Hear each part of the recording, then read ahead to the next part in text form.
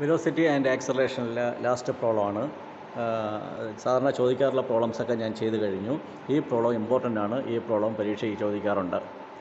ഇവിടെ തന്നിരിക്കുന്നത് ഒരു പാർട്ടിക്കിൾ ഒരു കല്ലാണെന്ന് വെച്ചോളൂ. കല്ല് നിങ്ങൾ മേളിലോട്ട് എറിയുന്നു.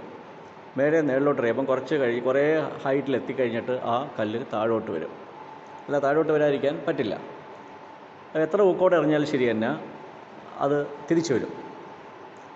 അപ്പോൾ ഇതൊരു മാക്സിമം നമ്മൾ കല്ലെടുത്ത് മേളിലോട്ട് എറിയുമ്പോൾ അതൊരു മാക്സിമം ഹൈറ്റ് അറ്റൈൻ ചെയ്തതിന് ശേഷമാണ് അത് താഴോട്ട് വരുന്നത്. അങ്ങനെയാണെങ്കിൽ ആ മാക്സിമം ഹൈറ്റ് അറ്റൈൻ ചെയ്യുന്നത് എപ്പോഴാണ്? നമ്മൾ ഒരു കല്ലെടുത്ത് നേരെ മേളിലോട്ട് എറിയുമ്പോൾ അതിൻ്റെ മാക്സിമം ഹൈറ്റ് വരുന്നത് അതിൻ്റെ വെലോസിറ്റി 0 ആകുമ്പോഴാണ്. വെലോസിറ്റി ഉള്ള സമയത്തോളം അത് മേളിലോട്ട് പൊയ്ക്കൊണ്ടേയിരിക്കും. ആ വെലോസിറ്റി 0 ആകുമ്പോൾ അതിൻ്റെ ഹൈറ്റ് മാക്സിമം ആയിട്ട് ആ കല്ല് താഴോട്ട് വരും. അപ്പോൾ ഇവിടെ മാക്സിമം ഹൈറ്റ് എത്തുന്നത് അല്ലെങ്കിൽ ഗ്രേറ്റസ്റ്റ് ഹൈറ്റ് എത്തുന്നത് എപ്പോഴാണ്? വെലോസിറ്റി 0 ആകുമ്പോഴാണ്. വെലോസിറ്റി എന്ന് പറഞ്ഞാൽ എന്താണ്? First derivative.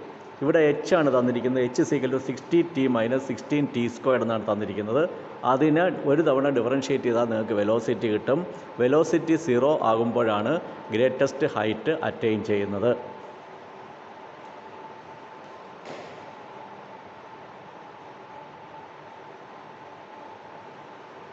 Velocity is first derivative dh/dt.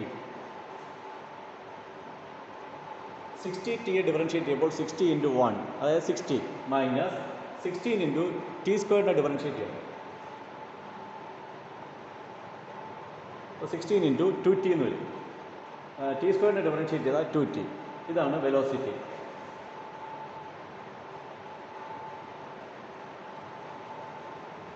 Velocity 60 - 32t. ഇനി ഗ്രേറ്റസ്റ്റ് ഹൈറ്റ് വരുമ്പോൾ അറ്റൈൻ ചെയ്യുന്ന സമയത്ത് വെലോസിറ്റി 0 ആയിരിക്കും.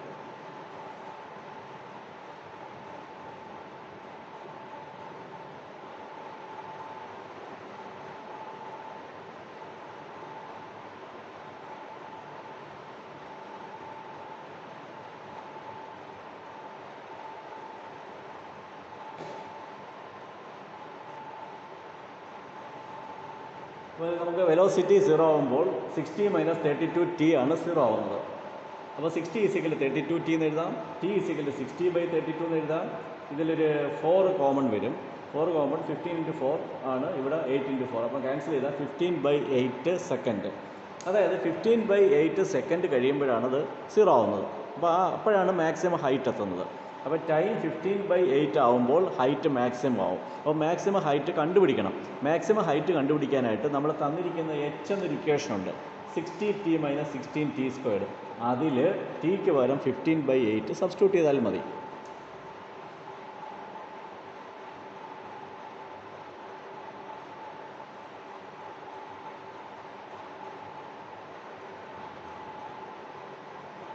t ആണ്. അപ്പോൾ 60 × 15/8 മൈനസ് 16 × t²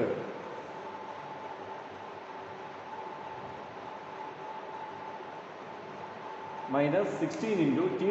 t എന്ന് പറഞ്ഞാൽ 15/8 അതിൻ്റെ സ്ക്വയർ. ഇതിനെ സിംപ്ലിഫൈ ചെയ്തെടുത്താൽ മതി. നിങ്ങൾ ആൻസർ കിട്ടും. നിങ്ങൾക്ക് കാൽക്കുലേറ്റർ ഉപയോഗിക്കാം. കാൽക്കുലേറ്റർ ഉപയോഗിച്ചിട്ട് അതിൻ്റെ വാല്യൂ കുറച്ചും കൂടെ മോഡിഫൈ ചെയ്തെടുക്കാം. അടുത്ത ടോപ്പിക്ക് റിലേറ്റഡ് റേറ്റ്സ് എന്നുള്ള ഒരു ടോപ്പിക്കാണ് നമുക്ക് പഠിക്കാനുള്ളത്. അപ്പോൾ ഞാൻ പടം വരച്ചേക്കുന്നത് ആദ്യം ഒരു കുഞ്ഞ് സർക്കിള്, അത് കഴിഞ്ഞിട്ട് അതിനേക്കാളും അതിൻ്റെ വലുത് സർക്കിൾ ഇങ്ങനെ വലുതായി പോകുന്നൊരു ഫിഗറാണ് ഞാൻ അവിടെ വരച്ചിരിക്കുന്നത്. എല്ലാം സർക്കിളായതുകൊണ്ട് അതിൻ്റെ ഏരിയ എന്ന് പറഞ്ഞാൽ π × റേഡിയസ് സ്ക്വയർ. അപ്പോൾ ഇതാദ്യം ഒരു ചെറിയൊരു വട്ടം ഉണ്ടായിരുന്നു, ചെറിയൊരു സർക്കിളുണ്ട്. ആ സർക്കിളിൻ്റെ റേഡിയസ് വളരെ ചെറുതായിരിക്കും, അതിൻ്റെ ഏരിയയും വളരെ ചെറുതായിരിക്കും. ആ സർക്കിളിൻ്റെ റേഡിയസ് ഇങ്ങനെ വലുതാവുന്നതനുസരിച്ച് ഏരിയയും വലുതായി വരും.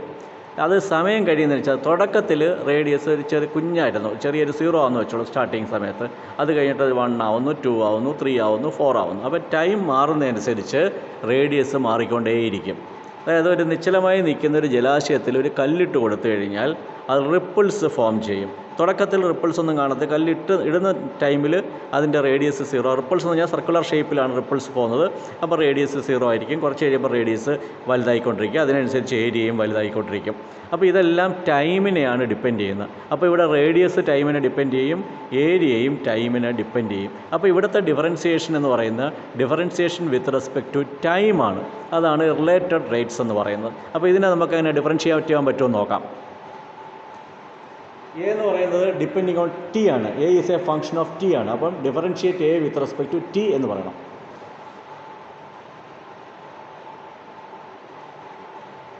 Differentiate A with respect to T.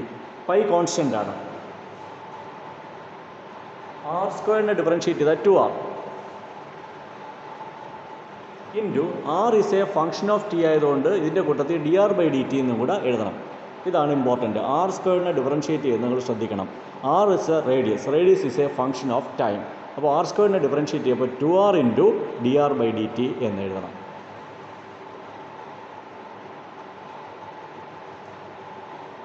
അപ്പോൾ ആർ സ്ക്വയറിൻ്റെ ഡിഫറൻഷിയേഷൻ 2r ഇൻറ്റു dr/dt എന്ന് ഒരിക്കലും മറന്നു പോരുത്.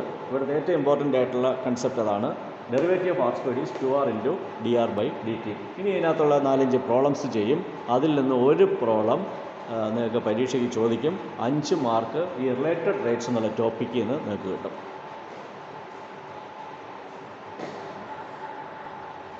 ഇതാണ് ഫസ്റ്റ് പ്രോബ്ലം. ഒരു സർക്കുലർ പാച്ച് ഓഫ് ഓയിൽ, അതായത് ഒരു നിശ്ചലമായി നിൽക്കുന്ന വെള്ളത്തിൽ ഒരു തുള്ളി ഓയിൽ ഇട്ട് കഴിഞ്ഞാൽ ആ ഓയിൽ സ്പ്രെഡ് ചെയ്യും. ഓയിൽ സ്പ്രെഡ് ചെയ്യുന്നത് സർക്കുലർ ഷേപ്പിലായിരിക്കും ആ ഓയിൽ സ്പ്രെഡ് ചെയ്യുന്നത്. അപ്പം തുടക്കത്തിൽ അതിൻ്റെ റേഡിയസ് വളരെ ചെറുതായിരിക്കും. അത് കുറച്ച് കഴിയുമ്പോൾ അത് വലുതായി വലുതും. അപ്പോൾ റേഡിയസ് വലുതാവുന്നതനുസരിച്ച് അതിൻ്റെ ഏരിയയും വലുതായിക്കൊണ്ടിരിക്കും. അപ്പോൾ ഇവിടെ സർക്കിളാണ്. അപ്പോൾ സർക്കിളിൻ്റെ ഏരിയ ആയിട്ട് ബന്ധപ്പെട്ട പ്രോബ്ലമാണിത്. അപ്പോൾ സർക്കിളിൻ്റെ ഏരിയ എഴുതണം. അപ്പോൾ A = πr².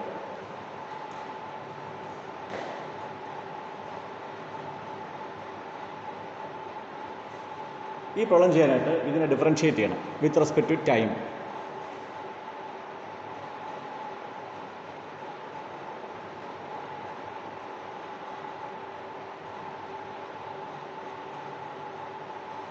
dA/dt എന്ന് പറഞ്ഞാൽ rate of change of area, dr/dt എന്ന് പറഞ്ഞാൽ rate of change of radius. ഇവിടെ rate of area growing at the rate, area increase ചെയ്യുകയാണ്, ഗ്രോവിങ് അറ്റ് ദ റേറ്റ്. അപ്പോൾ rate of change of area തന്നിട്ടുണ്ട്. എത്രയാണത്? 6 cm²/min. അപ്പോൾ dA/dt തന്നിട്ടുണ്ട് 6.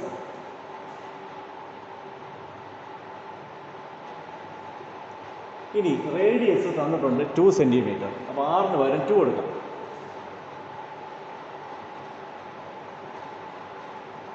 ഇനി നമുക്ക് വേണ്ടത് rate of change of radius.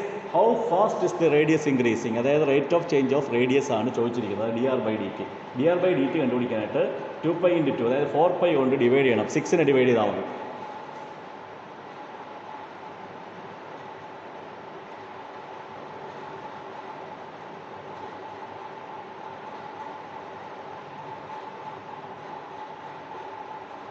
അപ്പോൾ റേഡിയസ് ഇൻക്രീസ് ചെയ്യുന്ന റേറ്റ് 6/4π cm/min. ഇത്രയേ ഉള്ളൂ. പ്രോബ്ലം വലുതാണെങ്കിലും ആൻസർ വളരെ ചെറുതാണ്.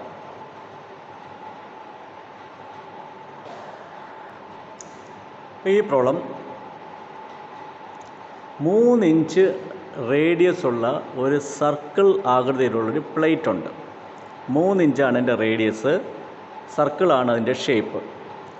അതിനെ നിങ്ങൾ ചൂടാക്കുമ്പോൾ അത് വികസിക്കും, എക്സ്പാൻഡ് ചെയ്യുന്നത് റേഡിയസ് ആണ് ഇൻക്രീസ് ചെയ്യുന്നത്. റേഡിയസ് ഇൻക്രീസ് ചെയ്യുമ്പം അതിൻ്റെ ഏരിയയും ഇൻക്രീസ് ചെയ്യും.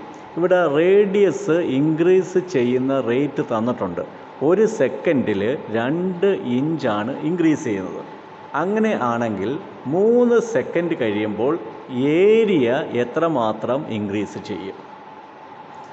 മനസ്സിലാവുന്നുണ്ടോ? ആദ്യം തന്നിരിക്കുന്നത് ഒരു പ്ലേറ്റ് ആണ്. ആ പ്ലേറ്റിൻ്റെ റേഡിയസ് 3 ഇഞ്ച്.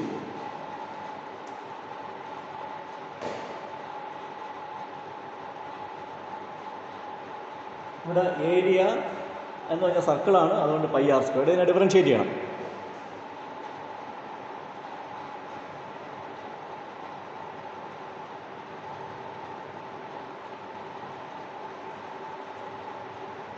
റേഡിയസ് ഇൻക്രീസ് ചെയ്യുന്ന റേറ്റ് തന്നിട്ടുണ്ട്. എത്ര? A circular plate of radius 3 inch. ആദ്യം 3 ആണ് അതിൻ്റെ റേഡിയസ്. എക്സ്പാൻസ്, അതിനെ നമ്മൾ ചൂടാക്കുന്നു. ഹീറ്റ് ചെയ്യാൻ നേരത്തെ അത് വലുതാവും. അപ്പോൾ at the rate of 2 inch per second. അപ്പോൾ റേഡിയസ് 2 ഇഞ്ച് പെർ സെക്കൻഡാണ് ഇൻക്രീസ് ചെയ്യുന്നത്. അപ്പം rate of change of radius, അതായത് dr/dt 2 ഇഞ്ച്.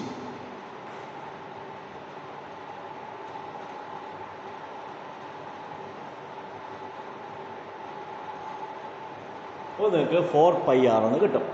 ഇനി നമുക്ക് r അറിയണം. നിങ്ങൾക്ക് തെറ്റാൻ സാധ്യതയുള്ളത് എവിടെയാണ്? നിങ്ങൾ 6ന് പകരം 3 എന്നങ്ങ് കൊടുക്കും. അത് തെറ്റാണ്. എന്തുകൊണ്ടാണ്? ആ 3 എന്ന് പറഞ്ഞാൽ തുടക്കത്തിലെ റേഡിയസാണ്. നമുക്ക് റേഡിയസ് വേണ്ടത് 3 സെക്കൻഡ് കഴിയപ്പോഴുള്ള റേഡിയസാണ് നമുക്ക് വേണ്ടത്. അപ്പോൾ തുടക്കത്തിലെ റേഡിയസ് 3 ആണ്. സ്റ്റാർട്ട് ചെയ്യുന്ന സമയത്ത് റേഡിയസ് 3. 1 സെക്കൻഡ് കഴിയുമ്പോൾ റേഡിയസ് 2 ഇൻക്രീസ് ചെയ്യും. അപ്പോൾ 3യുടെ കൂടെ 2 ആഡ് ചെയ്യണം. രണ്ടാമത്തെ സെക്കൻഡ് കഴിയുമ്പം വീണ്ടും 2 ഇൻക്രീസ് ചെയ്യും. മൂന്നാമത്തെ സെക്കൻഡ് കഴിയുമ്പം വീണ്ടും 2 ഇൻക്രീസ് ചെയ്യും. അപ്പോൾ റേഡിയസ് എത്രയായി മാറും? 3 സെക്കൻഡ് കഴിയപ്പോൾ തുടക്കത്തിൽ 3 ആണ്. ഓരോ സെക്കൻഡിലും 2 വെച്ച് ഇൻക്രീസ് ചെയ്യുമ്പോഴത്തേക്ക് മൊത്തത്തിൽ 3 + 2 + 2 + 2 എന്ന് വരും. അതായത് 9 എന്ന് വരും. അപ്പോൾ റേഡിയസിന് പകരം 9 കൊടുക്കണം.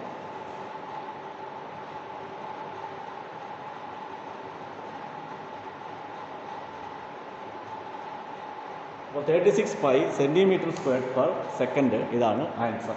അപ്പോൾ ഇവിടെ ശ്രദ്ധിക്കേണ്ട കാര്യം, റേഡിയസ് നിങ്ങൾ 3 എന്ന് സബ്സ്റ്റിറ്റ്യൂട്ട് ചെയ്ത് കളയരുത്. റേഡിയസ് ഇൻക്രീസ് ചെയ്യുന്ന റേറ്റ് തന്നിട്ടുണ്ട്. 3 സെക്കൻഡ് കഴിയപ്പോൾ ഉള്ള റേഡിയസാണ് നമുക്ക് വേണ്ടത്. തുടക്കത്തിലെ റേഡിയസ് 3 ആണ്. 3 സെക്കൻഡ് കഴിയപ്പോൾ ഓരോ സെക്കൻഡിലും 2 വെച്ച് ഇൻക്രീസ് ചെയ്യും. അപ്പോൾ തുടക്കത്തിൽ 3, 1 സെക്കൻഡ് കഴിയപ്പോൾ 2, വീണ്ടും 2, 1 സെക്കൻഡ് കഴിയപ്പോൾ 2, വീണ്ടും 1 സെക്കൻഡ് കഴിയപ്പോൾ 2, വീണ്ടും 1 സെക്കൻഡ് കഴിയപ്പോൾ 2. മൊത്തത്തിൽ 9 സെൻറ്റിമീറ്ററായി മാറും റേഡിയസ് 3 സെക്കൻഡ് കഴിയുമ്പോൾ. അപ്പോൾ അതാണ് ഇവിടെ നിങ്ങൾ ശ്രദ്ധിക്കേണ്ട കാര്യം.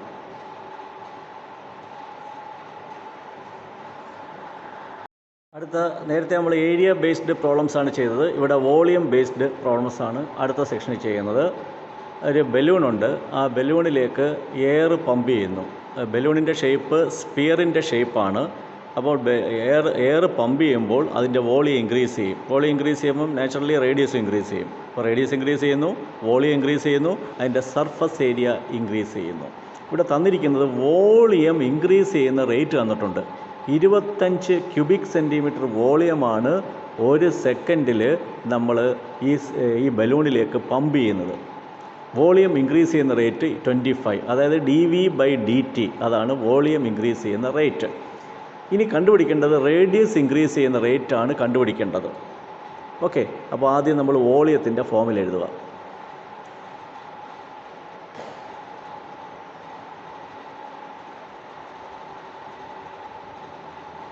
V = 4/3πr³. ഇതിനെ ഡിഫറൻഷ്യേറ്റ് ചെയ്യുക. dV/dt.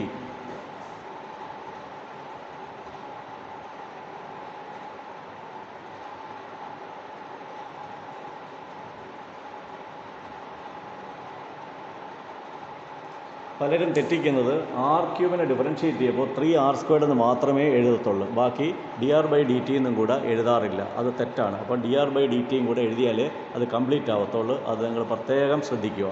r³ ഡിഫറൻഷ്യേറ്റ് ചെയ്യുമ്പോൾ 3r² × dr/dt എന്ന് എഴുതണം.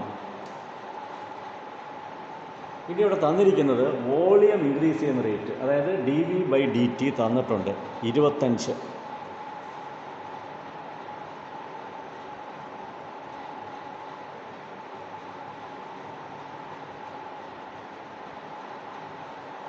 ഇനി നമുക്ക് r അറിയണം. r 15 സെൻറ്റിമീറ്റർ എന്ന് തന്നിട്ടുണ്ട്. അപ്പോൾ r-ന് പകരം 15.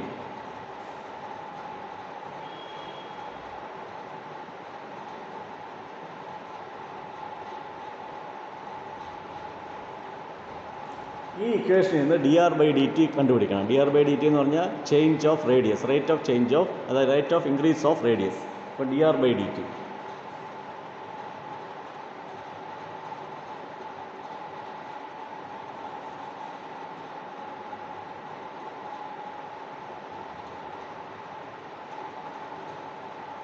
അപ്പോൾ ഇത് കിട്ടും 25-നെ 4π × 15². 15² 225 കൊണ്ട് ഡിവൈഡ് ചെയ്യുക.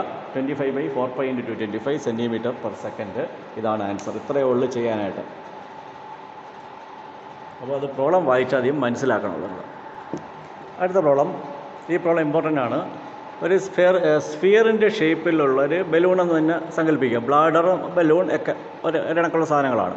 അപ്പം അതിൻ്റെ റേഡിയസ് തുടക്കത്തിൽ 3 ഇഞ്ചായിരുന്നു. ആ പിന്നെ ബലൂണിലേക്ക് നമ്മൾ എയർ പമ്പ് ചെയ്യുന്നു. അപ്പോൾ അത് വികസിക്കും. അപ്പോൾ അതിൽ വലുതാവും. അപ്പോൾ റേഡിയസും വലുതാവും. ആ തുടക്കത്തിലെ റേഡിയസ് 3 ഇഞ്ചാണ്.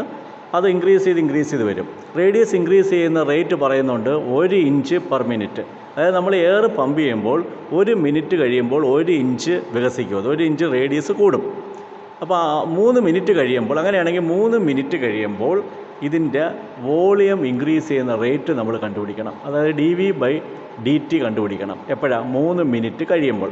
അപ്പോൾ തുടക്കത്തിലെ റേഡിയസ് 3 ആണ്. എന്നിട്ട് 3 മിനിറ്റ് കഴിയുമ്പോൾ റേഡിയസ് നമുക്ക് അറിയണം. ഓരോ മിനിറ്റിലും 1 ഇഞ്ചാണ് ഇൻക്രീസ് ചെയ്യുന്നത്. അപ്പോൾ 3 മിനിറ്റ് കഴിയുമ്പോൾ 3 ഇഞ്ച് ഇൻക്രീസ് ചെയ്യും മൊത്തത്തിൽ. തുടക്കത്തിൽ റേഡിയസ് 3 ആണ്. പിന്നെ ഓരോ ഇഞ്ച് വെച്ച് ഇൻക്രീസ് ചെയ്യുമ്പോൾ 3 കൂടി ഇൻക്രീസ് ചെയ്യും. അപ്പോൾ 3 + 3 6 ആയിരിക്കും നമ്മളെ റേഡിയസ്. ഇനി dR/dt, റേഡിയസ് ഇൻക്രീസ് ചെയ്യുന്ന റേറ്റ് 1 എന്ന് തന്നിട്ടുണ്ട്. അപ്പോൾ വോളിയം കാണാനുള്ള ഫോർമുല ആദ്യം എഴുതുക.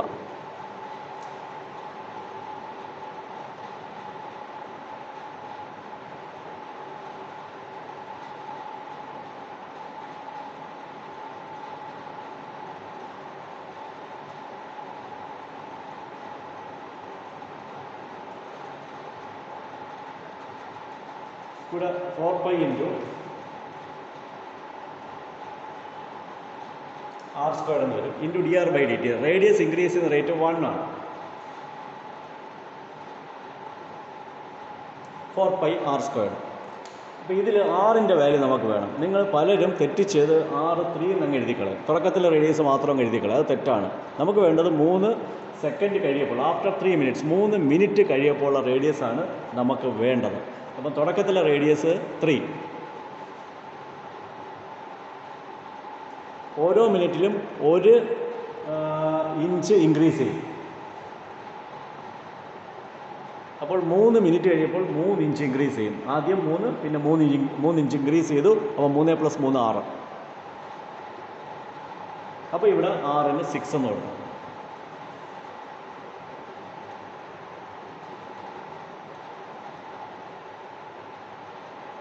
(4/4π × 6²) എത്ര ഇഞ്ച്? Cubic inch.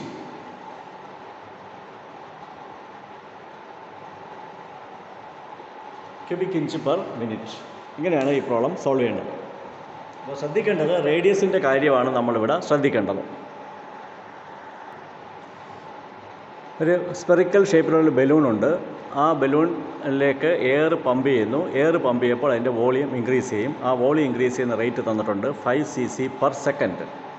ഇനി ചെയ്യേണ്ടത്, ഇത് വോളിയം ഇൻക്രീസ് ചെയ്യുന്നതിനൊപ്പം തന്നെ അതിൻ്റെ കർവ്ഡ് സർഫസ്, അതായത് സർഫസ് ഏരിയയും ഇൻക്രീസ് ചെയ്യും. ആ സർഫസ് ഏരിയ ഇൻക്രീസ് ചെയ്യുന്ന റേറ്റ് എത്രയാണെന്ന് നമ്മൾ കണ്ടുപിടിക്കണം. ആദ്യം വോളിയത്തിൻ്റെ ഫോർമുല എഴുതുക.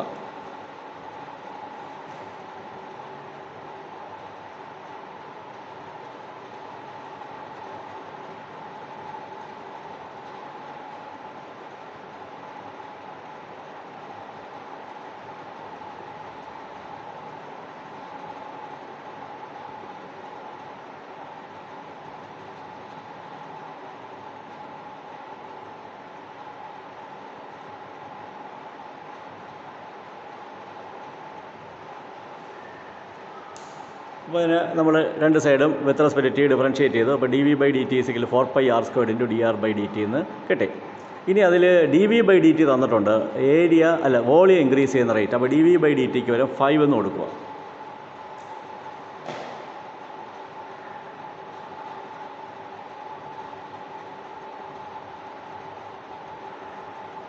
ഈ ഇക്വേഷനിൽ നിന്ന് dR/dt കണ്ടുപിടിക്കണം.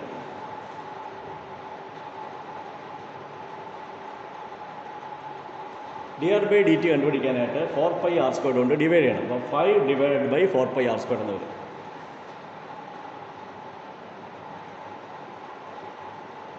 ഇതാണ് dR/dt. നമുക്ക് ഇനി സർഫസ് ഏരിയ ഇൻക്രീസ് ചെയ്യുന്ന റേറ്റാണ് കണ്ടുപിടിക്കേണ്ടത്. സർഫസ് ഏരിയ സ്ഫിയറിൻ്റെ സർഫസ് ഏരിയ കാണാനുള്ള ഫോർമുല എന്ന് പറയുന്നത് 4π r².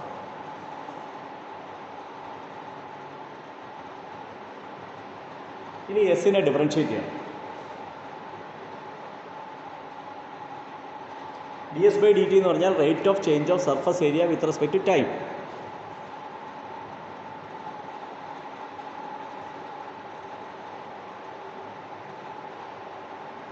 ഫോർ പൈ ആർ സ്ക്വയറിനെ ഡിഫറൻഷ്യേറ്റ് ചെയ്യുമ്പോൾ 4π കോൺസ്റ്റൻ്റ് ആണ്. ആർ സ്ക്വയറിനെ ഡിഫറൻഷ്യേറ്റ് ചെയ്യുമ്പോൾ 2r ഇൻറ്റു dr/dt.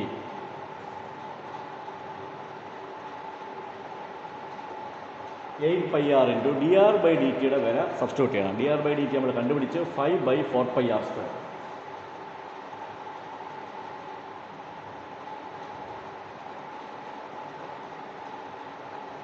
ഇവിടെ പൈ ക്യാൻസലായി പോകും. 8ഉം 4ഉം കൂടെ ക്യാൻസലായി 2. ഇനി ഒരു 6 ക്യാൻസലാവും. അപ്പോൾ ന്യൂമറേറ്ററിൽ 10 വരും, ഡിനോമിനേറ്ററിൽ 6ഉം വരും. അപ്പോൾ 10/6 എന്ന് വരും. 6 എന്ന് പറയുന്നത് 7 ആണ്. When it's radius is 7, r = 7, 10/7.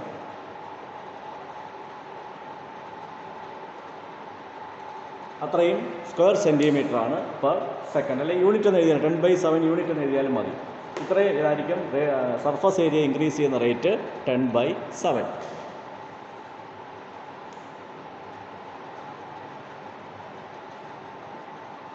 ഇതൊക്കെ പ്രോബ്ലംസൊക്കെ ഇമ്പോർട്ടൻ്റ് ആണ്. ഈ പ്രോബ്ലംസൊക്കെ നിങ്ങൾ ചെയ്ത് പഠിച്ചുകൊണ്ട് പോയി കഴിഞ്ഞാൽ നിങ്ങൾക്ക് പരീക്ഷയ്ക്ക് ഒരു ക്വസ്റ്റ്യൻ കിട്ടും. 5 മാർക്കിൻ്റെ പോർഷൻ ഇതിൽ നിന്ന് കിട്ടും. വളരെ എളുപ്പമാണ്, ശ്രദ്ധിച്ച് പഠിച്ചാൽ മാത്രം മതി.